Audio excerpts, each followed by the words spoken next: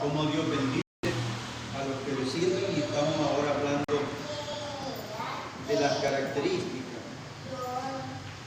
Y no sé si habíamos terminado las características en relación con Dios, pero sí habíamos visto que los que servimos a Dios debemos servir en santidad, debiéramos de tener llenura del Espíritu Santo, y hemos dicho, hermanos, que podemos tener muchas capacidades, pero si no hay unción, es como que no hagamos nada. Realmente lo que marca la diferencia es la unción. También dijimos que hay que servir con sabiduría, y leímos Hechos 6:3. Y no sé si nos quedamos ahí. Entonces, pendientes, vamos ahora a ver de que también hay que, todos los que servimos debiéramos de tener fe. Y esto es bien importante, hermano, porque no sé cuándo usted analiza su vida cristiana y la vida cristiana en sí, pero estamos en un tiempo donde abundan muchas cosas, y entre esas cosas que abundan es el conocimiento, no solo intelectual, sino teológico. Pero aún con toda la abundancia de conocimiento teológico, la fe escasea. Y alguien dijo, y yo estoy de acuerdo, que ahora los creyentes quieren entender la Biblia y quieren que los pastores les expliquen hasta los más recónditos secretos de la palabra de Dios, pero no tenemos fe. Y la Biblia, hermano, más que para entenderla, porque es necesario entenderla, pero más que entenderla, es necesario creerla. Usted no va a encontrar un versículo similar al que dice Hebreos 11:1 en cuanto al conocimiento. Pero en Hebreos 11:1 dice que después la fe, la certeza de lo que se espera y la convicción de lo que no se ve. Y también dice el mismo que fueron los hebreos que sin fe es imposible agradar a Dios. Pero usted no va a hallar un versículo que sea paralelo a ese en cuanto al conocimiento. La Biblia sí enfoca el conocimiento, enseña del conocimiento, que hay que buscar el conocimiento. Pero la Biblia, más que entenderla, es para creerla. Porque muchos la entienden, pero no la obedecen. Hay cosas de la Biblia que usted y yo entendemos, pero no la obedecemos. ¿Y qué es más importante? ¿Obedecerla o entenderla? ¿Creerla o entenderla? Realmente es más importante creer, porque si no creemos en Dios, aunque tengamos todo el conocimiento de la Biblia, tendremos graves problemas. Entonces la fe es importante, y un líder, un servidor, independientemente del área en que oficie la iglesia, necesita tener fe. Y usted ve, por ejemplo, que los apóstoles, a ellos,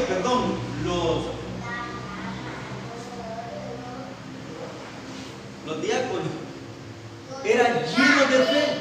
Y uno de los requisitos que tenían que llenar era eso, tener fe, ser llenos de fe. ¿Y qué es fe? ¿Qué es fe? ¿Qué es fe, hermano? Porque nosotros hablamos de fe y hemos oído de fe, y a veces le decimos a otros, tenga fe, pero ¿qué es fe? Es confianza. ¿Qué más es fe? ¿Cómo? Creer. ¿Qué más? Oiga lo que dice Hebreo. Después la fe, la certeza. Cuando hay certeza, ¿hay lugar a dudas? La fe, la certeza de lo que se espera. Y la convicción de lo que no se ve. ¿Y qué es convicción? Hermano, ¿leo? Convicción quizás es como algo, no sé,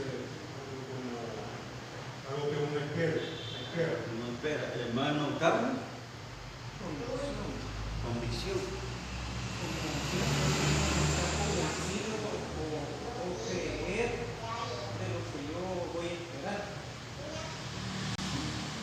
Después la fe, la certeza y la convicción de lo que no se ve. Creo, hermano, podría decir que la fe implica ver de forma anticipada lo que no tenemos, lo que estamos pidiendo, es recibirlo, quizás podríamos decir, de manera anticipada, es verlo primero para luego recibirlo. O sea, si usted no ve primero lo que quiere, lo que necesita, entonces usted no lo va a recibir, porque realmente nos acercamos nosotros con fe. Como por ejemplo cuando Jesús oró por Lázaro. ¿Cómo empezó la oración de Jesús?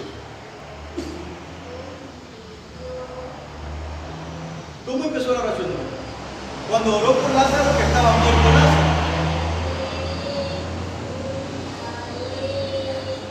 Dándole gracias. Señor, oh Padre, te doy gracias porque yo sé que tú siempre me oyes. Y luego le dio la orden a Lázaro. ¿Cuánta convicción tenemos? O sea que en ese sentido, si nosotros vamos a orar, nosotros por la fe, antes de ir a orar, ya debiéramos haber recibido lo que vamos a pedir. Alguien dijo, yo no sé, la hermana se debe recordar, la hermana Reina, y no sé si neta, pero el hermano Rosario, por lo menos yo me acuerdo que en una ocasión dijo que él estaba embarazado, no sé de qué cosa, pero me viene solamente porque la fe es una especie de embarazo, podemos decir. Porque cuando la hermana estaba embarazada, ella nunca vio al niño, o sí, por lo menos durante los 9 meses. Pero, ¿por qué? Había algo que ella le daba, la convicción que había un ser en su vientre. Nunca lo había visto. Pero el movimiento de esa criaturita, quizás algún examen, no sé, y el crecimiento de la barriga, le decía que algo había dentro de su estómago y nunca lo había visto. Y cuando lo recibió, no se extrañó, ¿sí? Entonces creo que la fe, podemos decir que es una especie de embarazo. Es de alguna forma embarazarme de algo, de lo que usted pide, de lo que usted necesita. De un milagro, de una sanidad, de una provisión, de una conversión.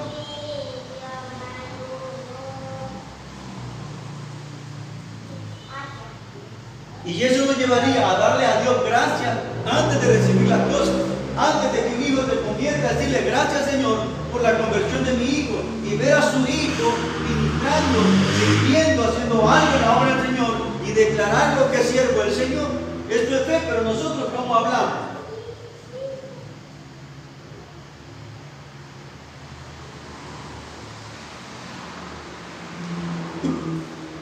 Se me olvida el nombre de quién fue el que inventó el bombillo, pero de ese muchacho no sé si la historia, que a la escuela donde iba llamaron a la mamá que se lo llevara porque era muy cabezón, o sea, no daba el año. Mamá me ha dicho, le mandaron una carta y donde le explicaban por qué este muchacho no era competente, pero la mamá le leyó a la inversa, le cambió todo lo que le ponían ahí y le dijo que ya no iba a poder estar en esa escuela porque esa escuela no estaba al nivel de él, que él era muy inteligente para ir a esa escuela y que tenía que buscar otra escuela al nivel de él. Y más tarde ese muchacho terminó creando el bombillo eléctrico. Entonces, mire la convicción de la mamá. Pero si la mamá se hubiese quedado con lo que iba en la carta, diciéndole que ya no llevara al niño a la escuela porque no lo iban a recibir, porque era muy incapaz, porque no se veía que tuviese la habilidad y que estaba muy atrasado respecto a los demás niños, pero ella cambió la versión. Entonces, realmente, hermano, la iglesia de hoy, usted y yo, podemos decir que tenemos fe.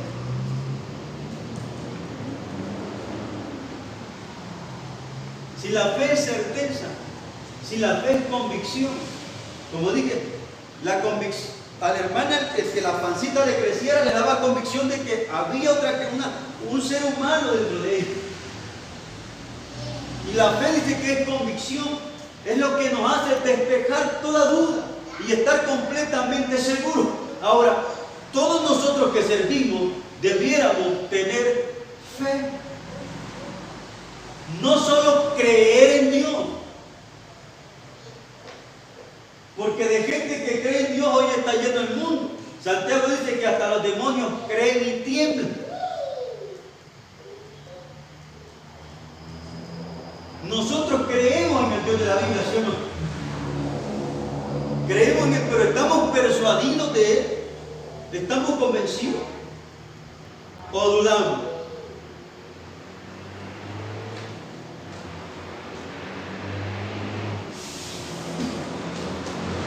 Entonces todo líder, todo servidor, hermano, debiera estar lleno de fe. Y oiga la palabra, llenura de fe. ¿Y qué es estar lleno?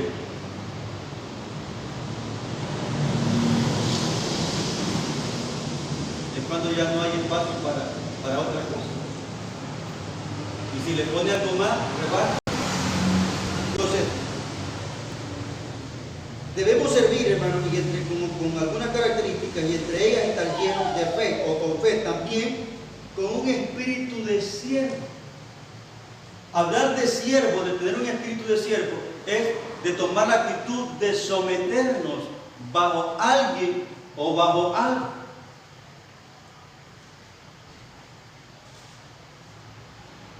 Cuando Buenos Aires tiene trabajadores, cuando usted tiene gente a su cargo, ¿qué espera usted de esas personas?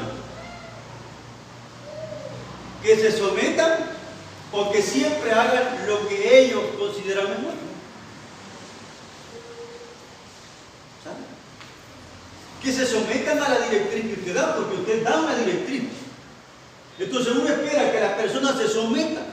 En el ámbito de la iglesia, todos los creyentes y sobre todo los que servimos, debiéramos aprender a ser siervos, a someternos. Eso quiere decir aceptar la autoridad de otro, ponerme bajo las órdenes de alguien, someterme a algo o a alguien.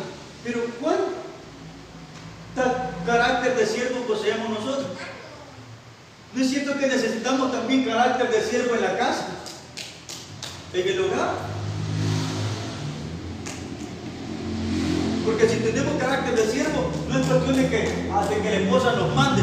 Ella bien puede pedirnos algo y nosotros, como tenemos carácter de siervo, de buena manera, aceptar y hacer. Entonces, otra característica que debemos tener es tener un carácter de siervo, estar dispuesto a someternos. Jesús mismo tuvo y mostró carácter de siervo, siendo Dios. Él se sometió a las autoridades, ¿sí o no? ¿Se recuerda cuando en una ocasión a Pedro le dijeron los que cobraban impuestos: Pedro, tú y tu maestro no pagan los impuestos? Y cuando Pedro llegó al lugar donde estaba el Señor, Jesús le dijo: Pedro, los que cobran impuestos, ¿de quién los cobran? ¿De los hijos o de los extranjeros? O sea, ¿de los ciudadanos del país o de los extranjeros? Y Pedro le respondió: pues de los extranjeros. Porque se supone que a los ciudadanos romanos, no, por lo menos esa clase de impuestos que le estaban cobrando al Señor no lo pagaban ellos.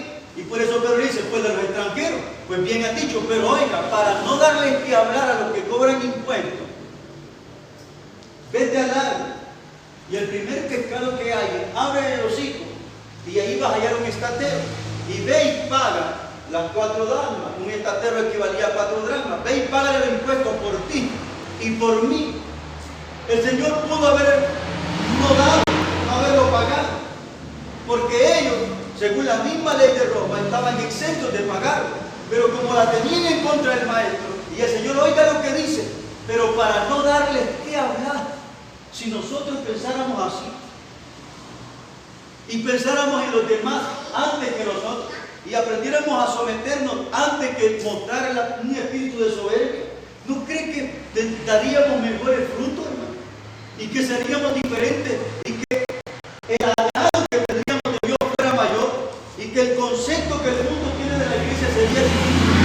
Entonces, tener carácter de siervo es aceptar o someterme bajo algo o bajo alguien, aceptar una autoridad sobre mí. Si Jesús fue siervo, pues con mayor razón nosotros. Por eso digo él: aprendan de mí, que soy manso y soy hundido. Entonces, todo lo que servimos, necesitamos aprender a servir con un carácter de siervo. Vamos a ver qué dice Mateo 20, 25 al 28.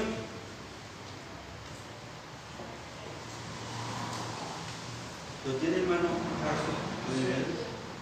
Entonces Jesús llamándolos dijo: sabéis que los gobernantes de las naciones se enseñorean de ellas, y los que son grandes ejercen sobre ellas potestad. Pero entre vosotros no será así, sino que el que quiera hacerse grande entre vosotros será vuestro servidor, y el que quiera ser el primero entre vosotros será vuestro siervo, como el Hijo del Hombre, que no vino para ser servido, sino para servir y para dar su vida en rescate por todos. Amén. ¿Qué dijo el Señor? Entre los políticos, ellos aplican su grandeza y someten a los hombres a ellos. Entre la gente importante, aprende a ver a los demás de arriba hacia abajo. Pero entre nosotros, dijo el Señor, o sea, entre nosotros los cristianos, no va a ser así, sino que el que quiera ser mayor debe considerarse como el menor. Y el que quiera ser líder debe ponerse a la cola. Y luego él dijo, así como el Hijo del Hombre no vino para ser servido, sino para servir. Uno de los graves problemas que pasa a veces entre los creyentes, hermano, es que a veces la gente busca una iglesia buscando quien le sirva, quien le ayude, quien le ame, quien le comprenda. Pero eso va a la inversa de lo que enseñó el Señor Jesús. Debiéramos venir buscando a quien amar, a quien ayudar, a quien comprender, a quien tolerar, a quien darle. Nosotros siempre parece que hacemos lo contrario. Entonces, entre la gente grande, bueno, él dice, los gobernantes de las naciones se enseñorean. ¿Qué enseñorearse? Obviamente, gobernar es tener autoridad, es someterlo. Pero entre nosotros no debiera ser así. ¿Por qué? Ahora, el contexto es que los discípulos estaban discutiendo hasta cierto punto por ver quién o a quién le declaraba el Señor que le iba a permitir sentarse a su izquierda o a su derecha cuando Él venga en su reino. Y por eso el Señor les dio esa lección. Les dijo, ustedes si quieren ser los primeros deben ponerse a la cola. Si quieren que les sirvan antes deben aprender a servir. Así como el Hijo del Hombre no vino para ser servido, sino para servir y para dar su vida en rescate por muchos. O sea que todos los que servimos debiéramos, hermanos, tener un carácter de siervo, y el carácter de siervo implica negarnos a nosotros mismos. ¿Ha leído usted la historia del apóstol Pablo o la biografía del apóstol Pablo? Pablo tenía todo para ser un señor, para ser un grande en la religión, en la sinagoga, o para ocupar un puesto de alto nivel, incluso en el gobierno romano. Si era un hombre muy tosco, pero él decidió despojarse de todo y servir a los demás. Y a la iglesia de Corintios, no sé si en el capítulo 12, segunda Corintios, él dice, yo estoy dispuesto a gastar lo mío. Es más, no solo a gastar lo mío, sino a gastarme yo mismo por amor de ustedes, aunque amándoles más, yo sea amado menos. Él no estaba esperando recibir nada, él estaba buscando dar, y no solo dar lo que tenía, sino darse a sí mismo, imitando al Señor. Y por eso que no encontramos otro creyente, hermano, tan entregado en la Biblia como el apóstol Pablo.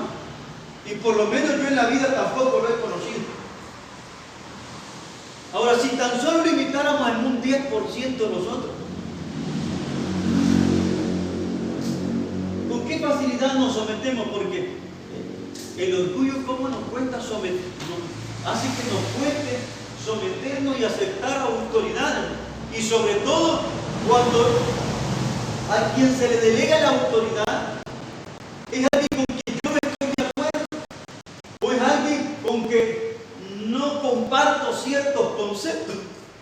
Porque qué fácil es someterme cuando que yo quiero cierto líder, pero cuando ese líder no es de mi perfil, o cuando esa persona o ese diácono, o ese hermano o esa hermana que ponen en autoridad sobre mí no es de mi perfil. Es más,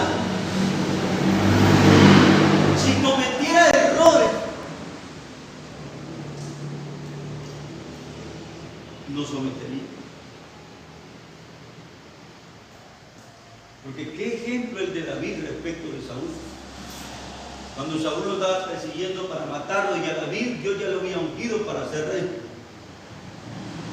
Y huyendo de Saúl, que lo andaba buscando para matarlo, siendo Saúl aún rey, y él escondido en la cueva de Adulam, uno de sus soldados, de sus seguidores, cuando Saúl se metió en la cueva, en lo oscuro, y llegó cerca de David, uno de los seguidores o soldados de David le dijo: hoy Dios lo ha entregado en tus manos. Solo alarga tu mano y morale la cabeza. Y David simplemente cortó un retazo o una parte de la vestimenta del manto de Saúl. Y David le dijo: lejos de mí está tocar al ungido de Jehová. Y respetando la autoridad, porque aunque él había sido ungido para ser rey, pero no había llegado el momento. Y mientras no llegara el momento, Saúl, aún con todo lo errado, aunque estaba en contra de Dios, aunque Dios ya lo había desechado, pero aún no lo había quitado del reino, Saúl todavía seguía siendo rey. Y David respetó esa autoridad. Y aunque lo estaba buscando para matarlo, él humanamente podría haberse excusado, que fue en defensa propia.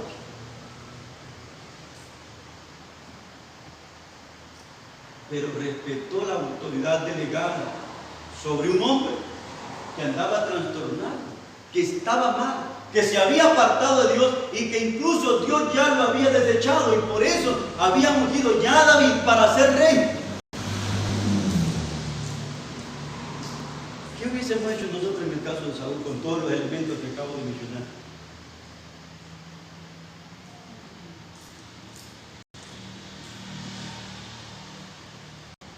A Dios ya me unió a mí.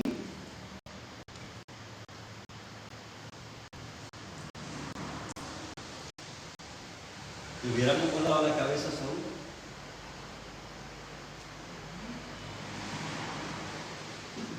Yo creo que sí. Yo creo que sí.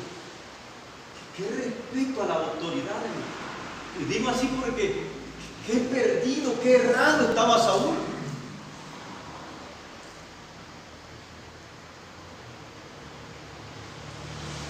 Quiere decir, hermano, de que David allí pensó con su libre albedrío de lo que había. Quiere decir que David ahí pensó con su libre albedrío de evitar ese asesinato por puro temor a Dios, a pesar de que Dios no había intervenido en ese momento, solo lo dejó a ver qué era lo que sigue. Sí. Fue una decisión personal de David, por lo que mencionó el hermano, por el temor a Dios y por el conocimiento de cómo funciona el sistema de autoridad divino. No sé si me estoy dando a entender. Él pudo haberse revelado.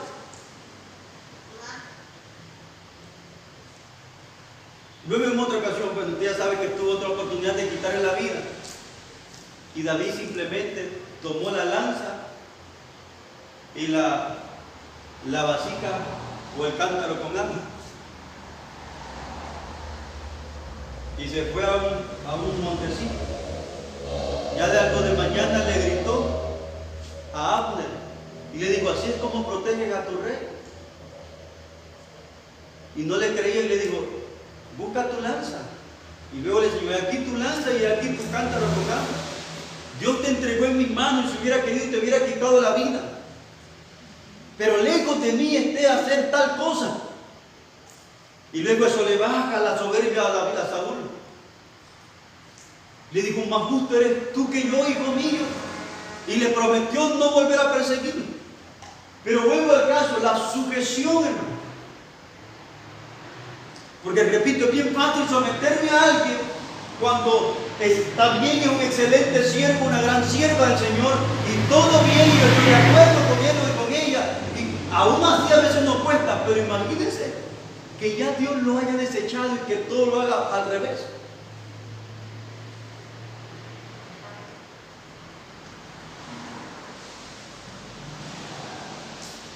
Qué difícil, ¿verdad?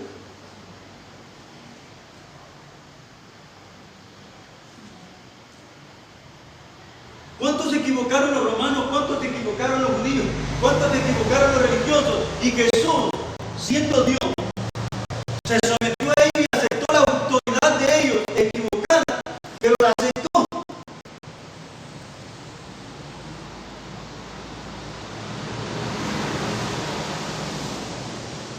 Por eso le dijo a Pilato, ninguna autoridad tendría sobre mí, oiga lo que le dijo, si no te fuere dada,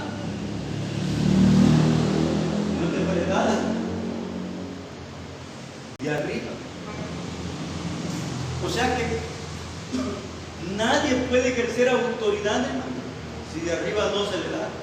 Que no entendamos cómo es posible que cierta clase de personas reciba autoridad es otra cosa. Pero lo que sí debiéramos de entender es que toda clase de autoridad, como dice Pablo a los romanos, por Dios ha sido establecida. Y el que se revela a esa autoridad, se revela a lo establecido por Dios, o sea, a Dios mismo. Y por eso debemos tener mucho cuidado cuando hablamos mal de alguien a quien Dios le ha delegado autoridad. Los hijos debiéramos tener mucho cuidado al hablar de los padres, por más que se equivoquen. Mi mente finita no podrá comprender la infinidad de la mente de Dios. Y por algo que yo no entiendo, me pudo haber puesto a alguien de padre que yo creo que no se ganó mi respeto. Pero según la Biblia, mi deber es respetar esa autoridad. Entonces tengo que tener cuidado de hablar de todo aquel que tiene o aquella persona a quien Dios ha puesto por autoridad sobre mí. Podemos no estar de acuerdo con el gobierno, pero debiéramos aprender a guardar la boca. Porque si está ahí, según la Biblia, por alguna razón, Dios lo ha puesto. Que quizás usted esté de acuerdo con la clase de gobierno que ejecuta, o quizás no esté de acuerdo, pero independientemente si está o no está de acuerdo, nuestro deber como creyentes es respetar y someternos hasta donde sea posible. Mientras no nos ponga en contra de la palabra o la ley de Dios, debemos someternos. No sé si lo estoy dando.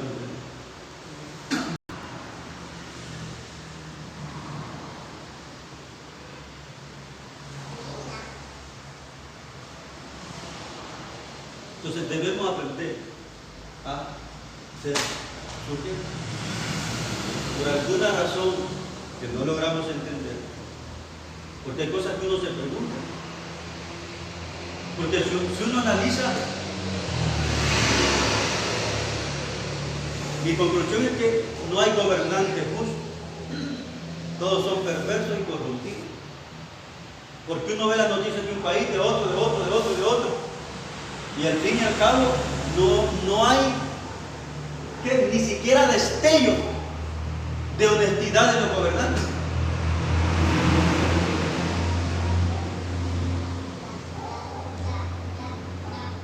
Porque si hay evidencia que dicen lo contrario, que falta honestidad. Pero aún con todo eso, mi deber y su deber es someternos a la autoridad, aunque no entiendo. Pero por alguna razón Dios los ha puesto ahí, Él les ha permitido que gobiernen. Y nosotros tenemos que someternos a ese gobierno siempre y cuando no nos ponga en contra de Dios o de la palabra de Dios, mientras no violente los principios bíblicos doctrinales. Entonces, todo servidor debe tener un carácter de siervo. También debemos aprender a ser obedientes.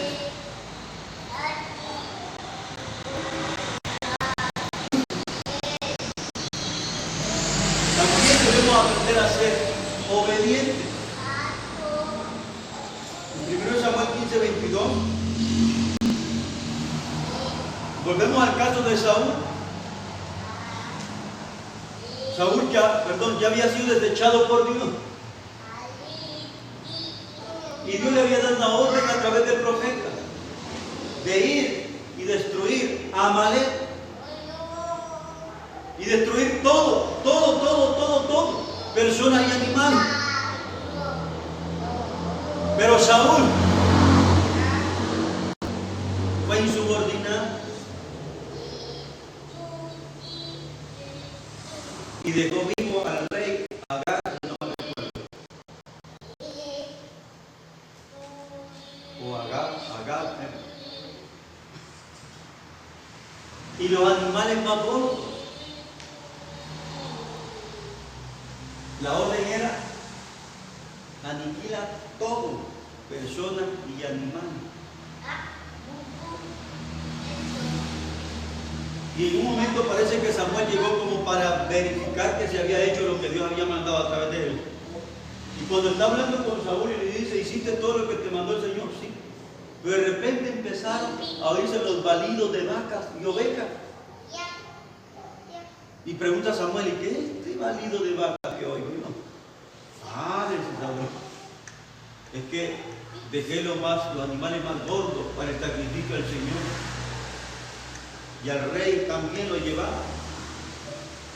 Y parece que eso fue la gota que rebalsó el vaso, como decimos.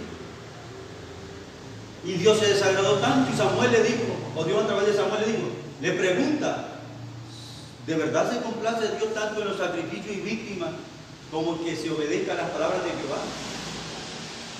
Ciertamente obedecer es mejor que los sacrificios y prestar atención que la grosura de los carneros. En pocas palabras, lo que Dios está diciendo, le preguntó, ¿qué crees aún? ¿Se agrada a Dios en que se le ofrezcan ofrendas, o cultos, u oraciones antes que obedecerle?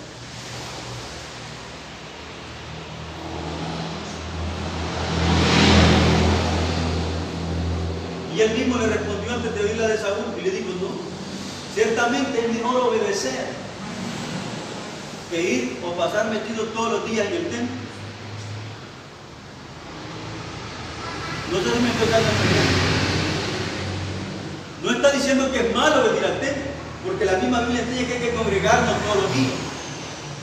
Pero en cuestión de decidir qué es mejor, traer ofrendas, traer diezmos, venir a hacer la limpieza de la iglesia, venir y que pintar una ventana, una puerta, arreglar un ventilador, venir y servir en una venta en la iglesia, no sé, algo por grande que sea, venir y predicar o dirigir el grupo musical o dirigir un grupo de gente y no obedecer.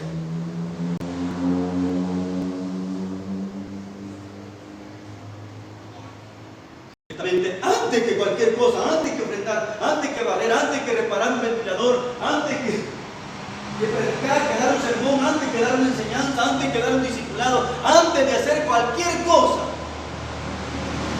Dios prefiere un corazón obediente. Eso es lo que está diciendo. Porque a veces con lo que hacemos queremos opacar mi rebeldía, mi desobediencia o mi insubordinación. Pero antes de cualquier cosa, Dios espera un hombre y una mujer obediente. Si somos siervos, si somos servidores, debiéramos aprender a obedecer. Si su líder le dice, hermano, tal cosa, hágalo, como le dijo. Sométase. Pero uno de los problemas que tenemos y que nos cuesta, yo entiendo porque a todos nos cuesta, es que primero consideramos el poder moral de una persona. Está bien, si me lo dijera el hermano Mario, pero ¿quién me lo dice? ¿Cómo va a creer que yo le voy a hacer caso a usted? Si esa persona tiene una autoridad delegada sobre usted, no lo cualifique, solo obedezca. Que cuando usted obedezca, Dios lo va a bendecir por su obediencia. Y si aquel que tiene autoridad sobre usted anda mal, Dios va a tratar con él, porque cada quien es responsable. Usted de obedecer y aquel de ser un líder eficiente.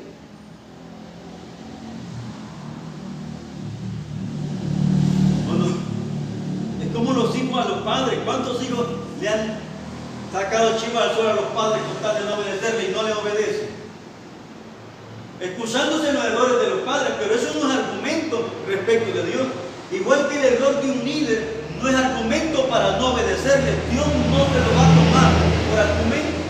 Nuestro deber es obedecer, someternos siempre y cuando, como hemos dicho, no me lleve a rebelarme con la palabra de Dios. Si algo hemos aprendido, hermanos, que el límite de la obediencia es el pecado. ¿Cuándo no voy a obedecer? Cuando ya lo que voy a hacer o lo que me manden implique pecar. Entonces no obedezco, pero mientras no implique pecar, yo debo obedecer. Y Dios espera antes que grandes servicios, antes que grandes hazañas, antes que grandes entregas, espera nuestra obediencia. Y los que somos padres creo que podemos entender a Dios.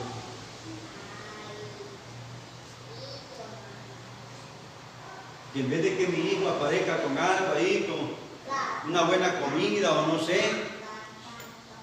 yo me siento agradado si obedece. Si obedece y aunque nunca traiga nada, no hay problema. Yo estoy contento, alegre y satisfecho. Pero si trae muchas cosas, hace muchas cosas y me abraza y habla bien de mí, pero no me obedece, yo estoy triste.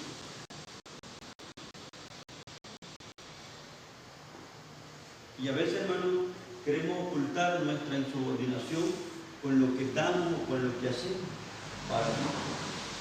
Cuando Dios antes, y no es que no anhele lo que damos, no es que no pida lo que damos, no es que no se agrade, pero no se agrada si lo que hago o doy lo hago en un ambiente de rebeldía. Él espera un hombre, una mujer, un corazón, un siervo y una sierva obediente. Amén.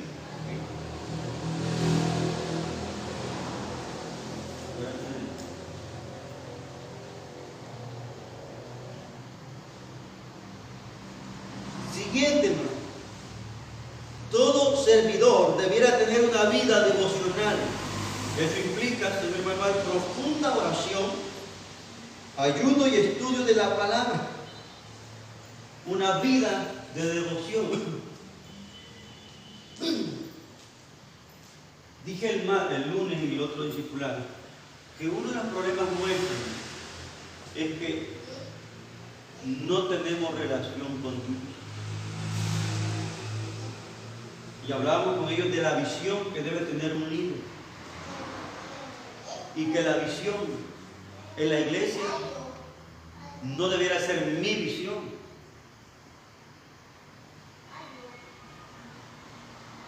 A veces decimos que el pastor no tiene visión. En la iglesia no debiera yo ejecutar mi visión. Ni siquiera tomar la visión de Neta ni la del hermano Carlos. Es bien importante cuando Dios nos llama. Yo preguntaba, ¿cuál era la visión de Moisés para su vida? Si le preguntáramos a usted, ¿cuál es la visión, la suya personal para usted y su familia? ¿Con qué sueña usted? ¿Cuáles han sido sus ideales siempre? Yo tenía mis ideales de entre 14, 16, 18 años. Tenía mis ideales. Y soñaba con graduarme en la universidad, con tener X calidad de clase de empleo. Me veía casado, con hijos, etcétera, etcétera. ¿Cuáles son los ideales suyos? ¿Será que Moisés no tenía ideales? Y te aseguro que eran grandes, porque estudió en la Universidad de Egipto y era un candidato muy fuerte a ser el sucesor de Faraón. Posiblemente yo creo que Moisés soñó en algún momento y se vio sentado en el trono del imperio del mundo de ese entonces. Pero de repente Dios le dio vuelta a la tortilla y le cambió la visión y lo apartó de su mundo y del palacio lo metió al desierto, y en el desierto Dios se le apareció y le dio una visión, y esa visión implicó también una visión y lo comisionó. Se le apareció Dios y ahora todo le cambió a Moisés. O sea, en la obra de Dios no tengo que meter mi visión, sino que yo, como usted, debemos de entender la visión de Dios. Debiéramos recibir de Dios una visión para no fracasar. Y esa visión implicará siempre una misión. Y la misión de esta iglesia, la visión de Dios para esta iglesia, no será la misma visión de Dios que para la iglesia Josué, ni para la Elí, ni para muchas otras congregaciones. Y por eso es importante que tanto un pastor como los líderes y las congregaciones no nos midamos con otras. Si algo debiéramos ocuparnos es de entender la visión de Dios. ¿Qué quiere con nosotros? ¿Qué quiere para nosotros? ¿Cómo quiere que nos movamos? ¿Y qué quiere que hagamos? Pero tenemos el grave problema, que hoy los pastores estamos viendo a otros pastores y nos estamos moviendo por la visión de otros pastores y jamás vamos a entender la visión que Dios le dio a otros. Yo tengo que buscar recibir de Dios la visión de Él para esta iglesia y hacer eso.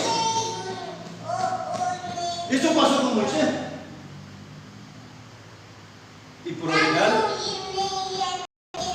siempre nos va a costar aceptar, recibir y concebir la visión de Dios.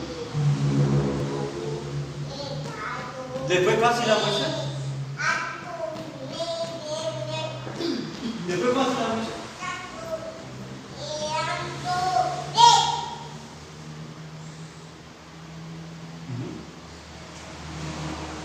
¿Se expulsó? ¿Quién soy yo para ir a Faraón? ¿Qué le voy a decir yo a Faraón? ¿Con qué poder voy a sacar yo a los hebreos de Egipto? Y cuando no puedo más, yo soy un tartamudo. ¿Usted cree que Moisés no podía hablar? Si estuvo 40 años en Egipto. Había estudiado en las universidades egipcias.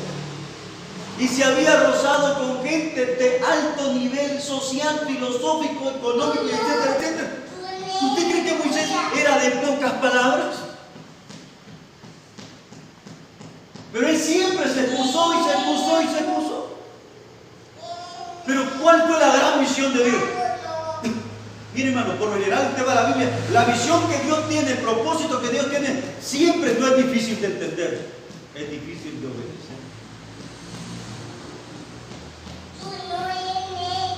Le habrá sido difícil a Moisés entender cuando Dios le dijo: vas a ir a Faraón y le vas a decir, deja ir a mi pueblo, y tú vas a liderar a mi pueblo. ¿Era difícil de entender eso? ¿Verdad que no? ¿Cuál habrá sido la visión de Abraham? Y Dios le dijo: sal de tu tierra y de tu parentela hoy a un lugar que yo te voy a mostrar. No le dio dirección, no le dijo: sal, abandona tu familia, abandona tu comunidad, abandona tu ambiente y empieza a caminar y no preguntes.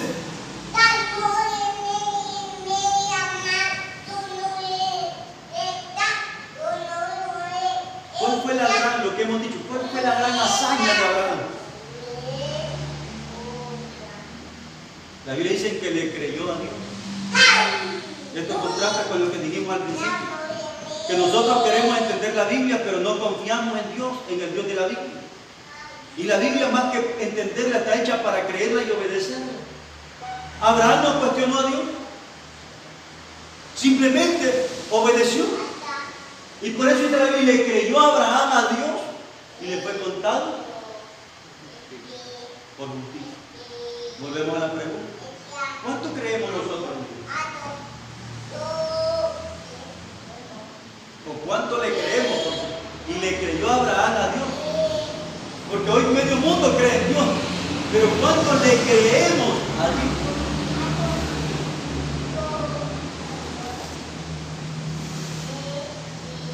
Y seguimos mencionando los hombres que menciona la Biblia. ¿Vivieron por su visión o adoptaron la visión de Dios?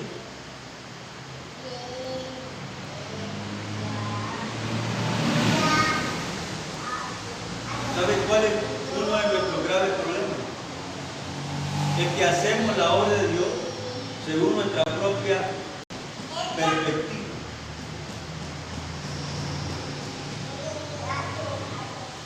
Y no sabemos lo que realmente Dios quiere por nosotros y para nosotros. Y está bien, hermano, aprender de otra gente, de otra iglesia. Pero si de visión hablamos, la visión de Dios para esta iglesia es diferente. ¿Qué? A cualquier iglesia, por lejos o cerca que esté, o a esta congregación, no es la misma visión. Y debiera ser el reto nuestro, entender la visión de Dios y vivir en ella y obedecerla. Ahora, pero no puede haber una revelación de la visión de Dios de lo que estamos si no tenemos comunión, si no tenemos devoción, si no tenemos una relación con Dios. ¿Cómo podemos conocer a Dios si no nos relacionamos con Él? ¿Será que Sarita conoce más de hermano Carlos en estos, qué, 6 meses? No menos 6 meses que se casaron. Que cuando se casaron. Pues yo creo que sí, viceversa. Ahora, ¿por qué? Porque la relación no es igual que cuando eran novios. Ahora ha sido más íntima, más cercana y más constante. Quizás cuando eran novios se veían, por ejemplo, una vez a la semana, pero hoy viven juntos. Les aseguro que se han dado cuenta que tienen cualidades que no las habían visto y que tienen defectos que tampoco los habían visto, porque la relación. ¿Cuándo vamos a conocer a Dios y a entender a Dios?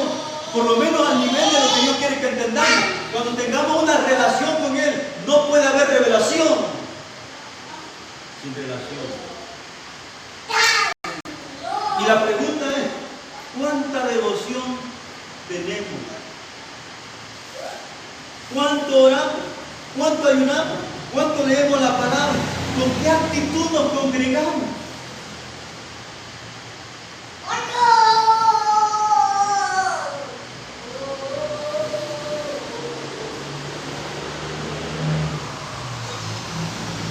¿Cuánto quebrantamos nuestro corazón en la presencia de Dios?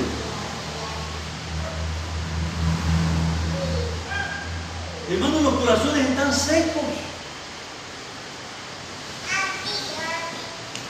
¿No los percibe usted? ¿No lo siente usted? Los corazones están secos. Las vasijas están vacías. Porque no hay relación. Porque hemos dejado de buscar a Dios. Hemos dejado de tener intimidad con Él. Nos ocupamos y nos esforzamos en muchas y por muchas cosas, pero nos hemos desinteresado de tener una relación genuina con Dios y tratamos de aparentar tener una relación que no tenemos. Vivimos de apariencia.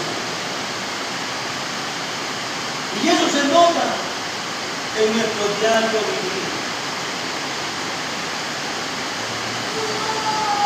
Todo servidor necesita tener una vida devocional.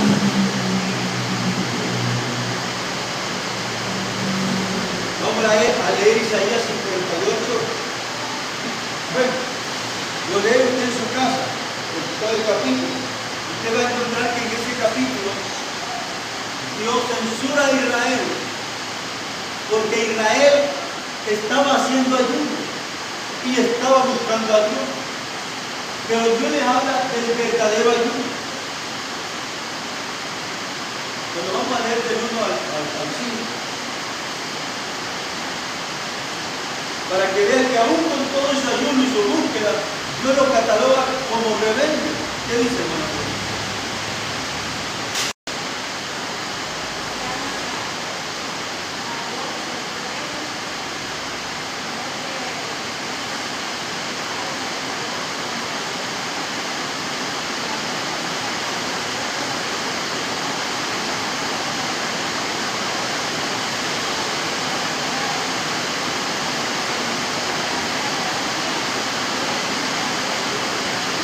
Oiga, hermano, ¿cómo dice? Que me buscan cada día y quieren saber mis caminos.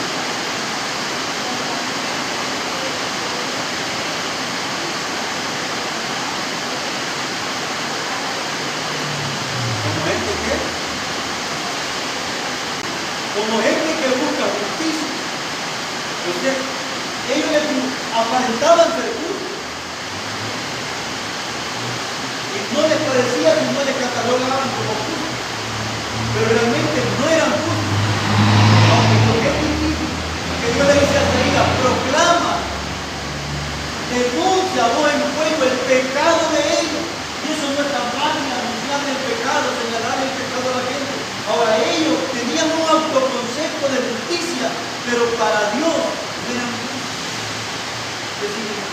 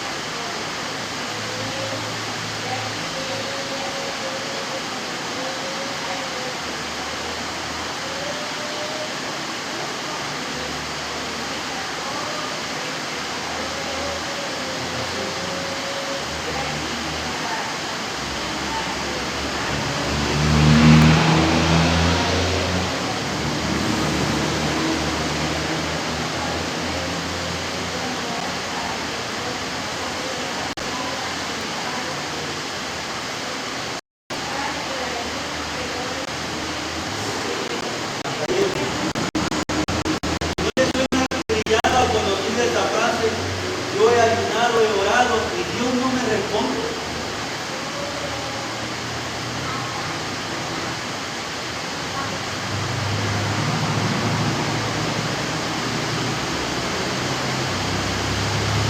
Y si ustedes ayunan y buscan mi rostro para su propio bien,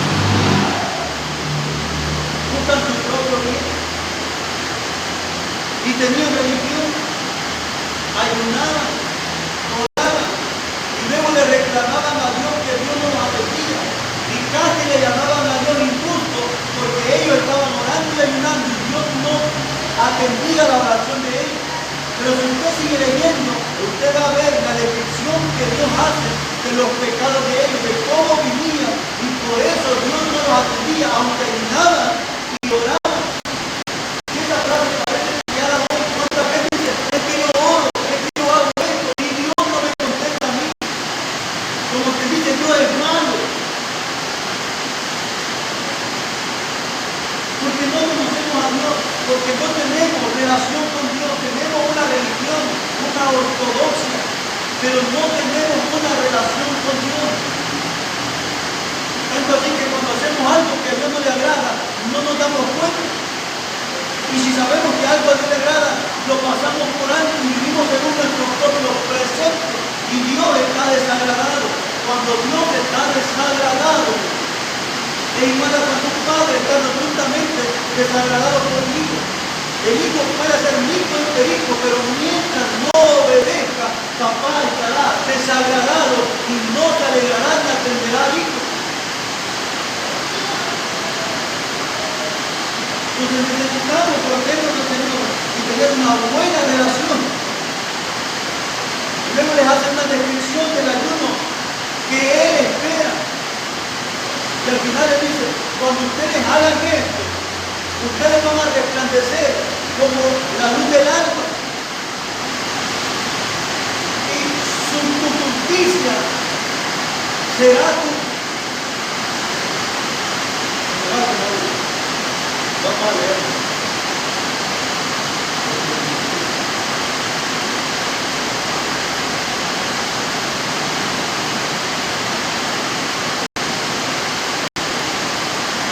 Es lo que dice el versículo 8.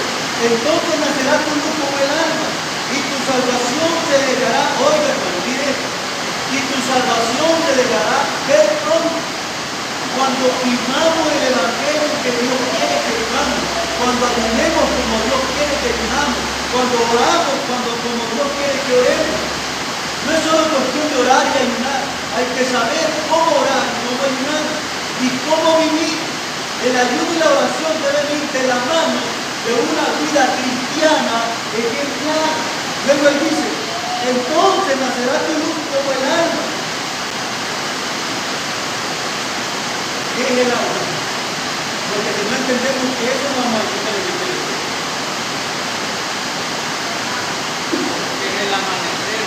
Ah, la luz del amanecer, pero no ha aparecido el sol. Algunos dicen que la luz del alba es la luz que hay, la primera luz que aparece entre su aparición y cuando aparece el sol. A eso se le llama alba, o como llaman. Es la primera luz que aparece en la mañana. Entonces dice, nacerá tu luz como el alba y tu salvación se dejará ver pronto. Esto me suena cuando usted ve en la lección, ahí el Señor promete y dice que los que oran respecto a su expectativa van a recibir respuesta pronto. Pero ¿por qué nos cuesta a nosotros que llegue respuesta? Y a veces no llega.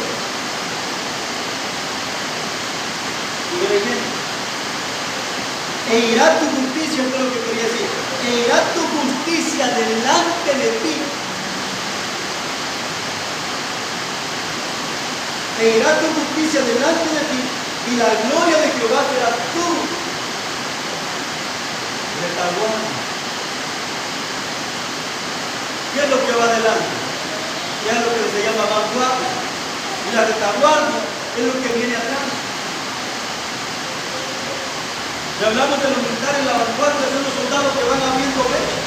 Ahora dice, tu justicia va a abrir brecha para que solo pases y te va a facilitar todo en la vida. Esa justicia tiene que ver con acoplarme a las expectativas de Dios. Y luego la gloria de Jehová va a ser tu retaguardia.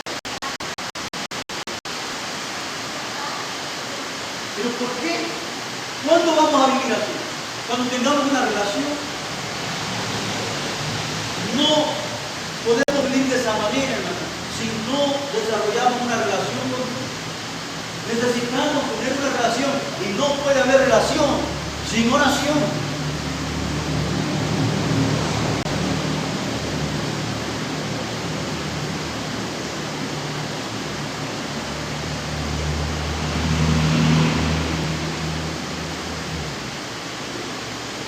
Entonces necesitamos tener una vida devocional, que implica oración, ayuno y estudio de la palabra. Vamos a quedarnos ahí. Vamos a leer la otra cita el próximo viernes. No sé si alguien tiene una pregunta o un comentario. Nos puede enriquecer los dos domingos.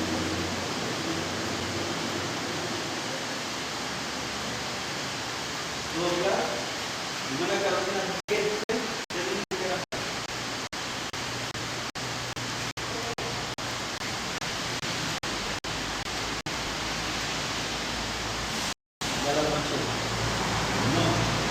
De la ayuda de la hermana Reina. ¿Qué dijimos que era fe?